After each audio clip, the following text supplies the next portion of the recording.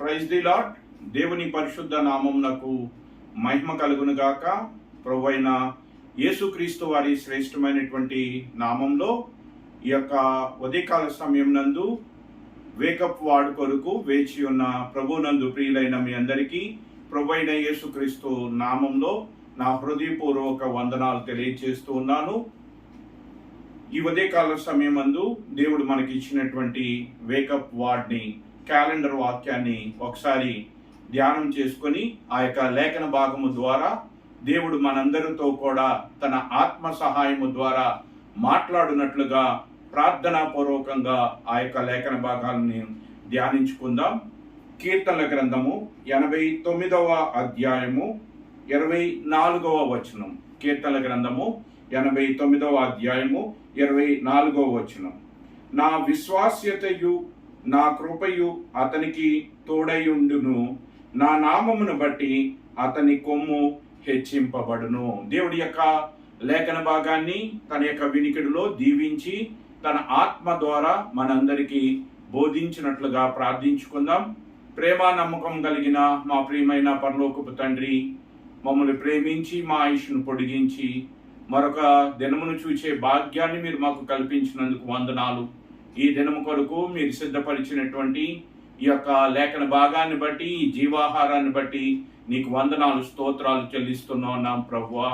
చదవబడినటువంటి ఈ లేఖన భాగము ద్వారా ఈ కీర్తనను మేము ధ్యానించడానికి సిద్ధపడుచుండగా నీ ఆత్మ ద్వారా ప్రభువా మీరే మాకు సహాయం చేయమని, మీరే మాతో మాట్లాడమని, ఘనత మహిమ ప్రభావాలు మీకే ఆరోపిస్తూ బలహీనుడను నిష్ప్రయోజనమైన వాడను దయతో నన్ను కనికరించి నన్ను మరుగుపరిచి నీ మాటను వెల్లడిపరిచి నాతోను మా అందరితో కూడా మీరు మాట్లాడమని ఘనత మహిమ ప్రభావములు మీకే ఆరోపిస్తూ నీ కుమారుడు మా రక్షకుడునైన యేసుక్రీస్తు వారి శ్రేష్టమైనటువంటి నామంలో ఈ ప్రార్థన మీకు సమర్పిస్తున్నాము తండ్రి, ఆమేన్. ప్రియులారా, దేవుడు మనల్ని ప్రేమించి ఈ దినం కొరకు మనకి ఇచ్చినటువంటి వేకప్ వార్డ్ ఏమిటి అంటే కీర్తన గ్రంథం 89:24వ వచనంలో నా విశ్వాస్యతయు నా కృపయు అతనికి తోడయుండును, నా నామమును బట్టి అతని కొమ్ము హెచ్చింపబడును. ఈ యొక్క లేఖన భాగాన్ని ఆధారంగా, ఈ వచనమును ఆధారం చేసుకొని ఒకసారి ఈ కీర్తనను మనం క్లుప్తముగా ధ్యానం చేయటానికి ప్రయత్నం చేద్దాం. ఈ యొక్క కీర్తనను రాసినటువంటి వారు ఎవరు అంటే, మరి ఈ యొక్క మొదటి వచనము పైన రాయబడినటువంటి మాట ఏమిటి అంటే, ఎజ్రాహీయుడైన ఏతాను రచించిన దైవ ధ్యానము. ఎవరు ఈ కీర్తన రాశారు అంటే ఏతాను. ఎవరు ఈ యొక్క ఏతాను అంటే, ఈ యొక్క ఏతాను దావీదు కాలంలో దావీదు చేత దేవుని మందిర పనుల నిమిత్తము నియమింపబడినటువంటి ఆసాపు, హేమానుతో సమానుడైనటువంటి వాడు, వారితో కూడా పనిచేసినటువంటి వాడు. కాబట్టి ఆ యొక్క దావీదు కాలంలో దావీదు చేత నియమింపబడినటువంటి వాడు దేవుని మందిర సంబంధమైన పనుల విషయంలో ఆసాపుతో హేమానుతో కలిసి పనిచేసినటువంటి వాడు ఈ యొక్క ఏతాను. ఈ ఏతాను రచించినటువంటి దైవ ధ్యానము. ఇతడు ఈ యొక్క పరిశుద్ధ గ్రంథంలో ఒకే ఒక కీర్తన రాశాడు. ఆ యొక్క కీర్తనే 89వ కీర్తన. ఈ 89వ కీర్తనకు ఉన్నటువంటి ప్రత్యేకత ఏమిటి అంటే, ఇది ప్రభువైన యేసుక్రీస్తుని గురించి తెలియచేసినటువంటి కీర్తన. అంటే ప్రభువైన యేసుక్రీస్తు ఈ లోకంలోనికి రాబోతున్నాడని, మరి ఆయన మెస్సియా అని ఆయన గురించి ముందుగానే ఎంతో మంది ప్రవక్తలు ప్రవచిస్తూ వచ్చారు. అలా ప్రవచించినటువంటి ప్రవక్తల యొక్క మరి మాటలు ఈ యొక్క అధ్యాయంలో మనకి కనబడుతూ ఉంటాయి.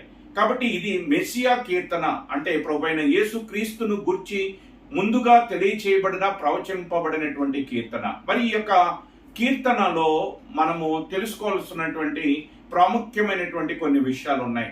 మరి ఈ కీర్తనను ఏతాను ఎందుకు రాశాడు, ఏ సందర్భంలో రాశాడు అనేటువంటి విషయాలను ఒకసారి మనం జ్ఞాపకం చేసుకోవడానికి ప్రయత్నం చేసినట్లయితే, ఈ యొక్క కీర్తనను మరి ఏతాను మరి దావీదు యొక్క కుమారుడైనటువంటి సొలొమోను యొక్క కుమారుడైన రెహబాము, ఆ యొక్క రెహబాము కాలంలో ఇశ్రాయేల్ యొక్క దేశము రెండు భాగాలుగా విభజింపబడటాన్ని మనం రాజుల గ్రంథంలో మనం చూడగలం. ఆ యొక్క రెహబాము కాలంలో మరి ఇశ్రాయేలు చేస్తున్నటువంటి పాపమును బట్టి దేవుడు ఆ యొక్క రాజ్యంను 2 భాగాలుగా విభజించటాన్ని మనం చూస్తూ ఉన్నాం. ఒకటి యోధా దేశము, ఇంకోటి ఇశ్రాయేలు దేశము. అటువంటి సందర్భంలో మరి దావీదు కాలంలో నుంచి మరి ఉన్నటువంటి వాడైనటువంటి ఏతాను అప్పటికి బహువృద్ధుడై ఉండి ఉండవచ్చు అనేటువంటిది బైబిల్ పరిశోధనల యొక్క మరి ఆలోచన అయి ఉన్నది. మరి అటువంటి బహువృద్ధుడిగా ఉన్నటువంటి ఈ ఏతాను అప్పుడు జరుగుతున్నటువంటి పరిస్థితులను బట్టి మరి ఆ రీతిగా దేవుని ప్రజలైనటువంటి వారు ఆ రీతిగా విభజించబడటం, 2 దేశాలుగా వారు విడిపోవటం, 2 ప్రజలుగా వారు విడిపోవటాన్ని చూచి ఎంతో బాధతో మరి ఈ యొక్క కీర్తనలో మరి అనేక విషయాలను తెలియచేస్తూ మరి ఈ కీర్తన రాయటం జరిగింది. ఈ కీర్తన మరి ఏతాను చేస్తున్నటువంటి ప్రార్థన, ఏతాను ఎంతో బాధతో, దుఃఖముతో, ఆవేదనతో దేవునికి చేయు ప్రార్థన ఈ కీర్తన. ఈ యొక్క ప్రార్థనలో ఏతాను అనేక విషయాలను గుర్తు చేస్తూ వస్తూ ఉన్నాడు. దేవుని యొక్క వాగ్దానాలను, దేవుని యొక్క ప్రమాణాలను, దేవుడు మరి దావీదుతోనూ దావీదు యొక్క సంతానముతోనూ ఏమని ప్రమాణం చేశాడు, ఏమని వాగ్దానం చేశాడు, మరి ఆ వాగ్దానాలన్నింటినీ గుర్తు చేస్తూ ఉన్నాడు. ఆ వాగ్దానాలన్నిటి విషయంలో దేవుడు నమ్మదగినటువంటి వాడని ఇతడు మరి గుర్తు చేస్తూ అదే సందర్భంలో దేవుణ్ణి మరి ప్రశ్నిస్తున్నటువంటి వాడుగా కూడా ఉన్నాడు. ఎందుకంటే దేవుడు ఇచ్చినటువంటి వాగ్దానాలను జ్ఞాపకం చేసుకుని ఆ వాగ్దానాలన్నీ కూడా మరి అతడు ఉంటున్నటువంటి కాలంలో అతని ఎదుటనున్నటువంటి పరిస్థితులు చూసినప్పుడు దేవుడు ఆ వాగ్దానాలను మరిచినటువంటి వాడుగా, ఆ వాగ్దానాలను జ్ఞాపకము చేసుకొనటువంటి వాడుగా, చేసినటువంటి ప్రమాణమును మరిచిపోయినటువంటి వాడుగా అతనికి అనిపిస్తూ ఉన్నది కనుక దానిని బట్టి ప్రార్థనలో దేవుణ్ణి అడుగుతూ ఉన్నాడు, దేవుణ్ణి ప్రశ్నిస్తున్నటువంటి వాడుగా కూడా ఈ యొక్క కీర్తనలో మనకి కనబడుతూ ఉన్నాడు. మరి దేవుడి వాగ్దానాలను అతడు మరి మొట్టమొదటిగా ఏ రీతిగా జ్ఞాపకం చేసుకుంటున్నాడు అనేటువంటి విషయాన్ని ఒకసారి మనం గమనించినట్లయితే 2వ వచనంలో, కృప నిత్యము స్థాపింపబడిననియు ఆకాశమంది నీ విశ్వాస్యతను స్థిరపరచుకొందువనియు నేను అనుకొనిచున్నాను. నేను ఏర్పరచుకొనిన వానితో నిబంధన చేసి ఉన్నాను. నిత్యము నీ సంతానము స్థిరపరచబడును, నిత్యము నీ సంతానము స్థిరపరచబడును అని నీవు మాతో చేసిన నిబంధనను జ్ఞాపకము చేసుకొనమని ఏతాను దేవునికి ప్రార్థిస్తూ ఉన్నాడు. 4వ వచనంలో, తరతరములకు నీ సింహాసనము స్థాపించదనని చెప్పి నా సేవకుడైన దావీదుతో ప్రమాణము చేసి ఉన్నావు కదా. ఒకసారి ఆ ప్రమాణమును జ్ఞాపకం చేసుకున్నామని మరి కీర్తనాకారుడైనటువంటి ఈ ఏతాను దేవునికి ప్రార్థిస్తూ ఉన్నాడు. మరి 18వ వచనం నుంచి మనం చూసినట్లయితే, మా కేడము యెహోవా వశము, మా రాజు ఇశ్రాయేలు పరిశుద్ధ దేవుని వాడు. అప్పుడు నీవు దర్శనమున నీ భక్తులతో ఇట్లు సెలవిచ్చి ఉంటివి, నేను ఒక శూరుని సహాయం చేసి ఉన్నాను, ప్రజల్లో నుండి ఏర్పరచబడిన ఒకరిని నేను హెచ్చించి ఉన్నాను, నా సేవకుడైన దావీదు నేను కనుగొని ఉన్నాను, నా పరిశుద్ధ తైలముతో అతన్ని అభిషేకించి ఉన్నాను, నా చెయ్యి ఎడతెగక అతనికి తోడయుండును, నా బాహుబలము అతన్ని బలపరచును, ఏ శత్రువు అతని మీద విజయమునందుడు, దోషకారులు అతన్ని బాధింపరు, అతని ఎదుట నిలవకుండా అతని విరోధులను నేను పడగొట్టెదను, అతని మీద పగబట్టు వారిని మొత్తెదను, నా విశ్వాస్యతయు నా కృపయు అతనికి తోడయ్యుండును, నా నామమును బట్టి అతన్ని కొమ్ము హెచ్చింపబడును, నేను సముద్రము మీద అతని చేతిని, నదుల మీద అతని కుడి చేతిని ఉంచెదను, నీవు నా తండ్రివి, నా దేవుడవు, నా రక్షణ దుర్గము అని అతడు నాకు మొరపెట్టును, కావున నేను అతన్ని నా జ్యేష్ఠ కుమారునిగా చేయుదును, భూరాజులలో అత్యున్నతునిగా నుంచెదను, నా కృప నిత్యము అతనికి తోడుగా నుండజేసేదును, నా నిబంధన అతనితో స్థిరముగా నుండును, శాశ్వత కాలము వరకు అతని సంతానమును, ఆకాశమున్నంత వరకు అతని సింహాసనము నేను నిలిపేదను అని దేవుడు చేసినటువంటి వాగ్దానాన్ని జ్ఞాపకం చేస్తూ ఉన్నాడు. ప్రార్థనలో దేవునికి జ్ఞాపకం చేస్తూ ఉన్నాడు, దేవునికి తెలియచేస్తూ ఉన్నాడు, దేవునికి మొరపెడుతూ ఉన్నాడు. ప్రభువా, ఈ రీతిగా నీవు వాగ్దానం చేసావు కదా, ఈ రీతిగా నీవు మాతో ప్రమాణం చేసి ఉన్నావు, అయితే ఇప్పుడున్నటువంటి పరిస్థితులు చూసినట్లయితే నీవు వాగ్దానమును మరిచిపోయినటువంటి వాడుగానున్నావు, వాగ్దానమును నీవు విడిచిపెట్టినటువంటి వాడుగానున్నావు. కారణం ఏమిటంటే 89వ అధ్యాయము 39 నుంచి 45 వచనాల వరకు మనం చూసినట్లయితే, నీ సేవకుని నిబంధన నీకు అసహ్యమాయను. అంతకుముందు వచనాలలో దేవుడు దావీదుతో చేసిన నిబంధన, దావీదు సంతానంతో చేసిన నిబంధన గురించి తెలియచేస్తూ తర్వాత అంటున్నాడు, ఈ సేవకుని నిబంధన నీకు అసహ్యమాయను. అతని కిరీటమును నేల పడద్రోసి అపవిత్రపరిచి ఉన్నావు. అతని కంచెలన్నీ నువ్వు తెగకొట్టి ఉన్నావు. అతని కోటలు పాడు చేసి ఉన్నావు. త్రోవను పోవు వారందరూ అతను దోచుకుంటున్నారు. అతడు తన పొరుగు వారికి నిందాస్పదమాయను. అతని విరోధులు కుడి చేతిని నీవు హెచ్చించి ఉన్నావు. అతని శత్రువులందరినీ నీవు సంతోషపరిచి ఉన్నావు అని అనేక విషయాలను ఇక్కడ తెలియజేస్తున్నాడు. కారణం ఏమిటంటే, అతడు అంటే ఎవరు అంటే ఇశ్రాయేలీలు.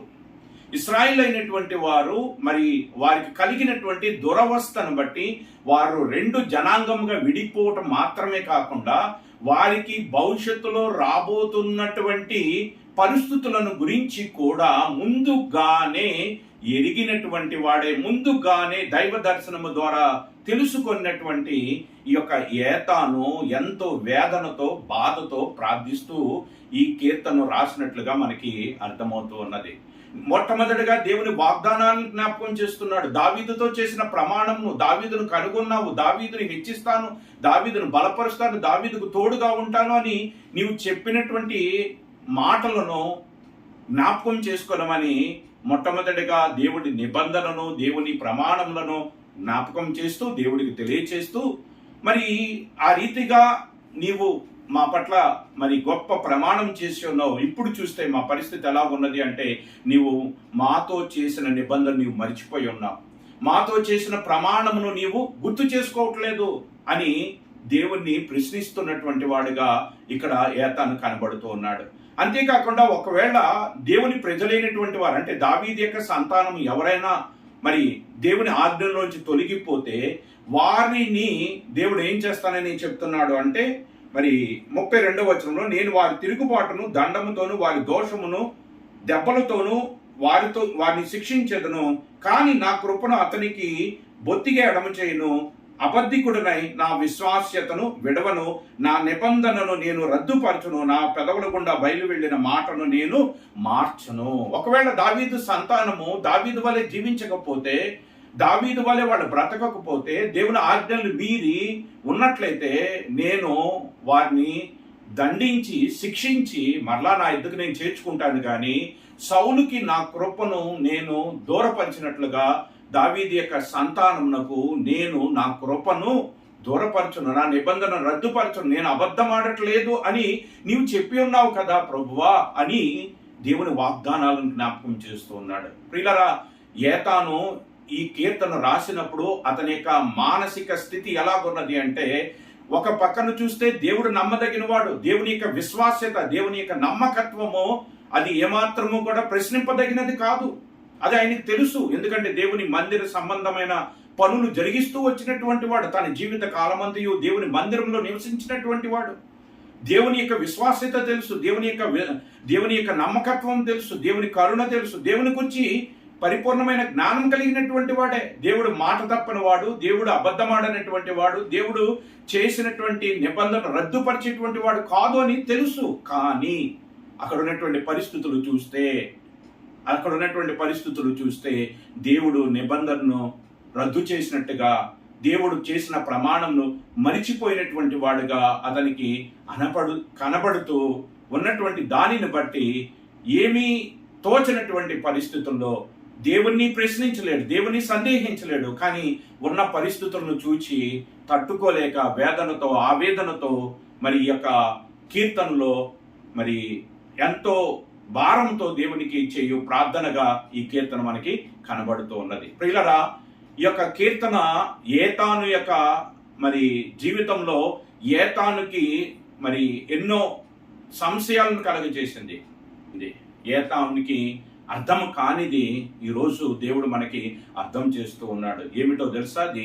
ఈ కీర్తన దావీదు గురించి వ్రాయబడినట్లుగా మనకి కనబడుతున్నది. కానీ వాస్తవంగా ఈ యొక్క కీర్తనలో రాయబడినటువంటి మాటలన్నీ కూడా ఎవరి గురించి రాయబడి ఉన్నది అంటే మన ప్రభు అయిన యేసుక్రీస్తుని గురించి. ఒకసారి మరి ఈ యొక్క మాటలు మరొకసారి మనం జ్ఞాపకం చేసుకున్నట్లయితే 20వ వచనంలో నా సేవకుడైన దావీదు అనేటువంటి మాటలో ప్రభువైన యేసుక్రీస్తుని మనం ఉంచినట్లయితే నా సేవకుడైనటువంటి ప్రభువైన యేసుక్రీస్తును నేను మీ యొద్దకు పంపుచున్నాను, మీ యొద్దకు పంపి ఉన్నాను అని అపోస్తుల కార్యంలో మనం చూస్తూ ఉన్నాం. నా పరిశుద్ధ తైలముతో అతన్ని అభిషేకించానని హెబ్రీయులకు రాసిన పత్రికలో మనం చూస్తూ ఉన్నాం. ఆనంద తైలముతో నేను అతన్ని అభిషేకించాను అని మొదటి అధ్యాయంలో మనం చూస్తూ ఉన్నాం. నా చెయ్యి ఎడతెగక అతనికి తోడయుండును, నా బాహుబలం అతన్ని బలపరచును, ఏ శత్రువును అతని మీద జయమునందుదు, దోషకారులు అతని బాధపరచుడు, అతని ఎదుట నిలవకుండా అతని విరోధులను నేను పడగొట్టేదను అని ఇంకా కిందకి వచ్చినట్లయితే అతన్ని 27వ వచనంలో కావున నేను అతని నా జ్యేష్ఠ కుమారునిగా, ఎవరో జ్యేష్ఠ కుమారుడు? ప్రభువైన యేసుక్రీస్తు. లోకంలో ఉన్నటువంటి మనం ఎవ్వరూ కూడా జ్యేష్ఠ కుమారుడిగా అవ్వటానికి మన ఎవరికి కూడా అర్హత లేదు. ఆ అర్హత ఉన్నటువంటి వారు ఎవరైనా ఉన్నారంటే ఆయన ప్రభువైన యేసుక్రీస్తు. జ్యేష్ఠుడిగా ఉండే అధికారము ప్రభువైన యేసుక్రీస్తుకు తప్ప మరెవరికి లేదు. అందుకనే మరి దేవుడు ఏమంటున్నాడు అంటే రోమీయులకు రాసిన పత్రిక 8వ అధ్యాయము 29వ వచనంలో, ఎందుకనగా తన కుమారుడు అనేక సహోదరుల్లో జ్యేష్ఠుడగినట్లు. ఎవరు జ్యేష్ఠుడు? ప్రభువైన యేసుక్రీస్తు జ్యేష్ఠుడు. కాబట్టి ఈ కీర్తన మరి ఎవరి గురించి రాయబడింది అంటే ప్రభువైన యేసుక్రీస్తుని గురించి. ఇంకా చెప్పాలంటే ప్రభువైన యేసుక్రీస్తు యొక్క సంతానముగా పిలువబడుతున్నటువంటి క్రైస్తవులుగా క్రీస్తు యొక్క రక్తంలో కడగబడినటువంటి మన నిమిత్తము ఈ కీర్తన రాయబడింది. ఈ కీర్తన ద్వారా ఒక గొప్ప నిరీక్షణ మనము కలిగి ఉండవచ్చు. ఏమిటా నిరీక్షణ అంటే దేవుడు అంటున్నటువంటి మాట ఏమిటో తెలుసా? దేవుడు అంటున్నటువంటి మాట 89వ కీర్తన 33వ వచనంలో, నా కృపను అతనికి బొత్తుగా ఎడమో చేయను. అతడు అంటే ప్రభువైన యేసుక్రీస్తు యొక్క సంతానమైనటువంటి క్రైస్తవులుగా ఉన్నటువంటి మనకు ఆయన తన కృపను బొత్తిగా ఎడమ చేయను. అబద్ధికుడనైన ఆ విశ్వాస్యతను విడవను, నా నిబంధనని రద్దుపరచును, నా పెదవుల గుండగా బయలు వెళ్ళిన మాటను మార్చను. అతని సంతానం శాశ్వతముగా ఉండుననియు, అతని సింహాసనము సూర్యుడున్నంత కాలము నా సన్నిధి ఉండుననియు, చంద్రుడున్నంత కాలము అది నిలుచుననియు, మింట నుండు సాక్షి నమ్మకముగా ఉండునట్లు అది స్థిరపరచబడననియు, నా పరిశుద్ధ తోడని నేను ప్రమాణం చేసి తిని ప్రభువైన యేసుక్రీస్తుతో నేను అబద్ధమాడను. దావీదుతో చేయబడినటువంటి నిబంధనగా కనబడుతున్నది, కానీ వాస్తవంగా ఇది ఎవరి నిమిత్తం అంటే ప్రభువైన యేసుక్రీస్తునందు విశ్వాసం ఉంచిన మన కొరకు చేయబడింది. దేవుడు ఈ యొక్క మాటల ద్వారా మనకు ఒక నిరీక్షణను ఈ కీర్తన ద్వారా తెలియజేస్తున్నాడు. ఏమిటో తెలుసా? మనలను ఆయన మరవనటువంటి వాడుగా, మనతో ప్రభువైన యేసుక్రీస్తు ద్వారా చేసినటువంటి నిబంధనను ఆయన మరవనటువంటి వాడుగా, మనల్ని విడవనటువంటి వాడుగా ఆయన కనబడుతున్నాడు. ఏమంటున్నాడంటే శాశ్వత కాలము, సూర్యుడున్నంత కాలము నా సన్నిధిని, చంద్రుడున్నంత కాలము ప్రభువైన యేసుక్రీస్తు యొక్క సింహాసనము నిలిచి ఉంటదని తెలియచేస్తూ, ఆయన యొక్క సంతానమైనటువంటి మనలను ఒకవేళ దేవుని ఆజ్ఞలో తొలగిపోతే దేవుడు 32వ వచనంలో, తిరుగుబాటును దండముతోని వారి దోషమును దెబ్బలతోనూ వారిని శిక్షిస్తాను గాని నా కృపను నేను వారికి దూరము చేయను. దేవుడు ఇస్తున్నటువంటి గొప్ప నిరీక్షణకరమైనటువంటి మాట ఏమిటి అంటే, దేవుని ప్రజలైనటువంటి మనలను ప్రభువైన యేసుక్రీస్తు ద్వారా దేవుని కుమారులుగా పిలువబడినటువంటి మనలను దేవుడు మరవనటువంటి వాడుగా ఉన్నాడు అని ఈ కీర్తన ద్వారా మనకి తెలియచేస్తూ ఉన్నాడు. ఏతానుకి ఇది అర్థం కాలేదు. కారణం ఏమిటంటే ఏతాను భవిష్యత్తును గురించి ప్రవచిస్తూ ఉన్నాడు.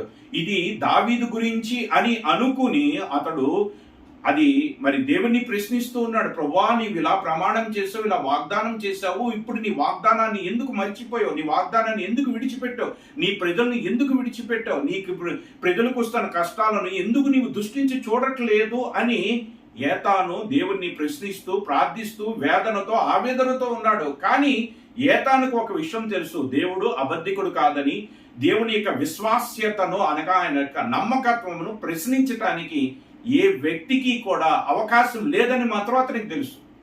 అయితే అతనికి ఉన్నటువంటి పరిస్థితి ఏమిటంటే, దేవుడైతే నమ్మదగిన వాడు, దేవుని వాగ్దానాలు నమ్మదగినవి, కానీ ఎందుకు ఇలా జరుగుతుంది? ఎందుకు మేము విడవబడ్డాం? ఎందుకు మేము దూరం అయిపోయాం? ఎందుకు శత్రువు మా మీద అతిశయిస్తున్నాడు అనేటువంటి విషయం అతనికి అర్థం కాలేదు. కానీ ఈ కీర్తన ఎవరి గురించి రాయబడినది అంటే ప్రభువైన యేసుక్రీస్తు నందు విశ్వాసం ఉంచిన మన కొరకు అది రాయబడింది కనుక ఈ కీర్తన మన యొక్క జీవితాలకు ఎంతో నిరీక్షణ కలగజేసేటువంటి, ఆదరణ కలగజేసేటువంటిది, మన బలపరిచేటువంటిది.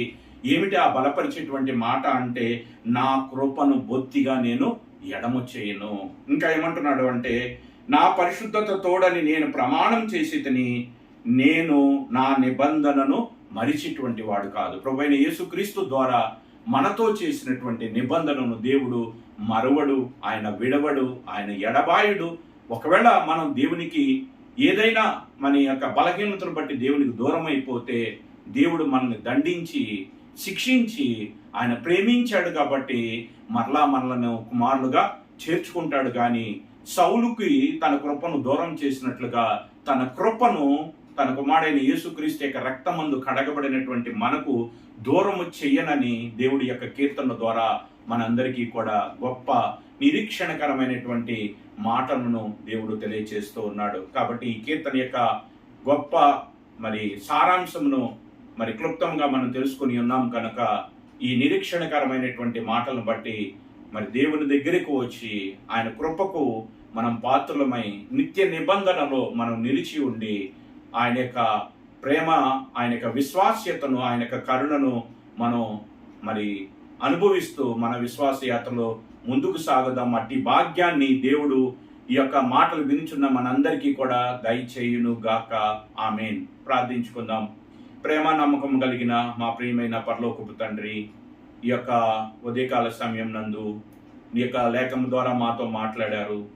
ఈ 89వ కీర్తనలో రాయబడినటువంటి మాటల ద్వారా ప్రభువైన యేసుక్రీస్తు ద్వారా మాతో మీరు చేసిన నిబంధన విషయంలో మీరు నమ్మదగినటువంటి వారుగానున్నారని, నీవు అబద్ధమాడే దేవుడవు కాదని, నీ కృపను మాకు దూరం చేసేటువంటి వాడువు కాదని, నీ కృపను నీవు మరిచేటువంటి వాడువు కాదని మరొక్కసారి మాకు గుర్తు చేస్తూ మా పట్ల మీకున్న ఉన్నతమైన సంకల్పాన్ని, ఉద్దేశాన్ని మాకు తెలియచేసి మమ్మల్ని బలపరిచినందుకు నిన్నే స్తుతిస్తూ ఆరాధిస్తూ ఈ ఆదరణకరమైనటువంటి వాగ్దానముతో కూడినటువంటి మాటలను, నిబంధనను మరొకసారి మాకు గుర్తు చేసినందుకు నిన్నే స్తుతిస్తూ ఆరాధిస్తూ నీ కుమారుడు మా రక్షకుడునైన యేసుక్రీస్తు వారి శ్రేష్టమైనటువంటి నామంలో ఈ ప్రార్థన మీకు సమర్పిస్తున్నాము తండ్రి. ఆమేన్. అందరికీ ప్రైజ్ ద లార్డ్.